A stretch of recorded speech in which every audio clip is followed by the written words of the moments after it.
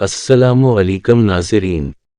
حضرت عبداللہ بن عمر رضی اللہ عنہ نے بیان کیا کہ نبی کریم صلی اللہ علیہ وسلم نے جب خیبر پر فتح حاصل کی تھی، دوسری سند، اور عبدالرزاق نے کہا کہ ہم کو ابن جریج نے خبر دی، کہا کہ مجھ سے موسیٰ بن عقبہ نے بیان کیا، ان سے نافع نے، ان سے ابن عمر رضی اللہ عنہ نے، کہ عمر بن خطاب رضی اللہ عنہ نے یہودیوں اور عیسائیوں کو سرزمین حجاز سے نکال دیا تھا، اور جب نبی کریم صلی اللہ علیہ وسلم نے خیبر پر فتح پائی تو آپ نے بھی یہودیوں کو وہاں سے نکالنا چاہا۔ جب آپ کو وہاں فتح حاصل ہوئی تو اس کی زمین اللہ اور اس کے رسول صلی اللہ علیہ وسلم اور مسلمانوں کی ہو گئی تھی۔ آپ کا ارادہ یہودیوں کو وہاں سے باہر کرنے کا تھا، لیکن یہودیوں نے رسول اللہ صلی اللہ علیہ وسلم سے درخواست کی کہ آپ ہمیں یہیں رہنے دیں، ہم خیبر کی اراضی کا سارا کام خود کریں گے اور اس کی پیداوار کا نصف حصہ لے لیں گے۔ اس پر رسول اللہ صلی اللہ علیہ وسلم نے فرمایا کہ اچھا، جب تک ہم چاہیں تمہیں اس شرط پر یہاں رہنے دیں گے۔ چنانچہ وہ لوگ وہیں رہے، اور پھر عمر رضی اللہ عنہ نے انہیں تیمہ اور اریحہ کی طرف جلا وطن کر دیا۔ صحیح بخاری حدیث نمبر 2338۔ امام اوزائی نے خبر دی، انہیں رافع بن خدیج رضی اللہ عنہ کے غلام ابو نجاشی نے، انہوں نے رافع بن خدیج بن رافع رضی اللہ عنہ سے سنا، اور انہوں نے اپنے چچا زہیر بن رافع رضی اللہ عنہ سے۔ زہیر رضی اللہ عنہ نے بیان کیا کہ نبی کریم صلی اللہ علیہ وسلم نے ہمیں ایک ایسے کام سے منع کیا تھا جس میں ہمارا بظاہر ذاتی فائدہ تھا۔ اس پر میں نے کہا کہ رسول اللہ صلی اللہ علیہ وسلم نے جو کچھ بھی فرمایا وہ حق ہے۔ زہیر رضی اللہ عنہ نے بیان کیا کہ مجھے رسول اللہ صلی اللہ علیہ وسلم نے بلایا اور دریافت فرمایا کہ تم لوگ اپنے کھیتوں کا معاملہ کس طرح کرتے ہو؟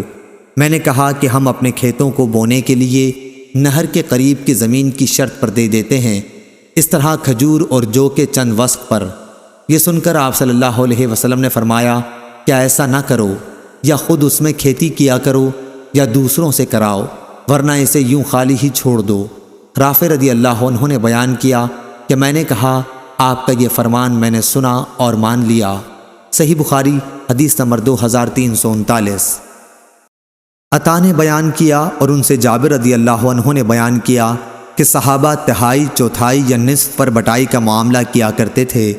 پھر نبی کریم صلی اللہ علیہ وسلم نے فرمایا کہ جس کے پاس زمین ہو تو اسے خود بوئے، ورنہ دوسروں کو بخش دے، اگر یہ بھی نہیں کر سکتا تو اسے یوں ہی خالی چھوڑ دے۔ صحیح بخاری حدیث نمبر 2340۔ معاویہ بن سلام نے بیان کیا، ان سے یحییٰ بن کثیر نے، ان سے ابو سلمہ نے، اور ان سے ابو ہریرہ رضی اللہ عنہ نے بیان کیا کہ نبی کریم صلی اللہ علیہ وسلم نے فرمایا جس کے پاس زمین ہو تو وہ خود بوئے، ورنہ اپنے کسی مسلمان بھائی کو بخش دے، اور اگر یہ نہیں کر سکتا تو اسے یوں ہی خالی چھوڑ دے۔ صحیح بخاری حدیث نمبر 2341۔